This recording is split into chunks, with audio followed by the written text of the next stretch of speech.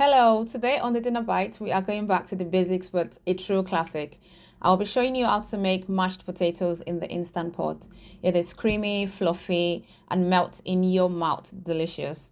With just 10 minutes of active cooking, you can have this on the table in no time. Let's get on with it. Start by peeling and cutting about 1.2 to 3 kilos of potatoes into large even chunks. Rinse them under cold water, then add them straight to the Instant Pot. Season with a pinch of salt, and you can also season to taste. Add 2 garlic cloves and pour in 1 cup of low sodium chicken stock. You can use vegetable stock as well. Secure the lid, set the valve to sealed, and cook on high pressure for 10 minutes. When the timer is up, carefully release the pressure and wait for the pin to drop before opening the lid.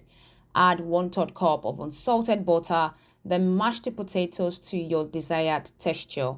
Stir in 1 cup or more of warm milk or cream. You can also use dairy-free milk here. This can be adjusted to your consistency, taste, and adjust for salt. And that's it. You've just made the creamiest, dreamiest mashed potatoes everyone will love.